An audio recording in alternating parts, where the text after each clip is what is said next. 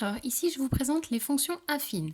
Une fonction affine, c'est une fonction, donc une petite boîte qui va faire des calculs, dans laquelle on va avoir deux opérations. D'abord, on prend le x et on va le multiplier, et ensuite on aura une addition ou une soustraction. Donc si je prends mon x, je lui fais d'abord une multiplication, et ensuite, deuxième opération, nous allons avoir soit une addition, soit une soustraction pour arriver à notre réponse.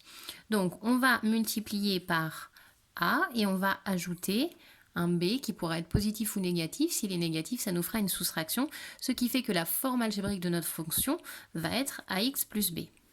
Notre X a été multiplié par A et ensuite on a ajouté B. Donc A et B, dans les formes algébriques, vont être remplacés par des nombres. On va par exemple avoir 2x plus 4 est une fonction affine. Si on a moins 3x plus 6, c'est une fonction affine. Si on a 2 tiers de x moins 4, c'est une fonction affine. On a multiplié par un nombre et ensuite on a ajouté ici moins 4. Donc notre b est négatif. Ici on a multiplié par 2 et ensuite on a ajouté 4. Voilà.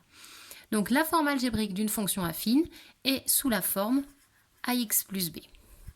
Et a et b sont des nombres qui seront donnés dans les exercices.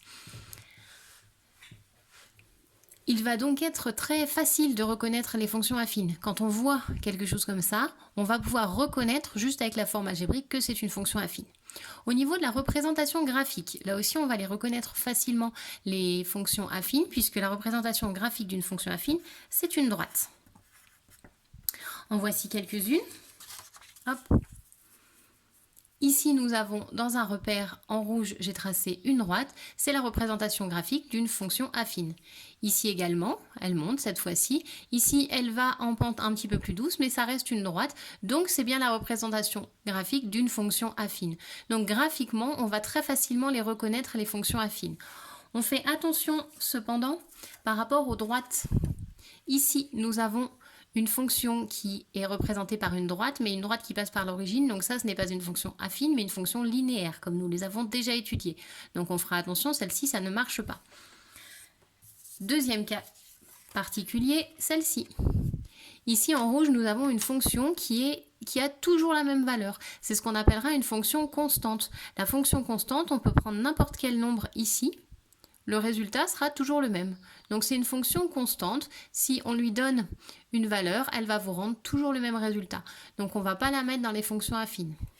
Nous, on veut une droite, mais qui ne passe pas par l'origine, qui soit plus comme celle-ci. Dernier cas de figure, celle-ci.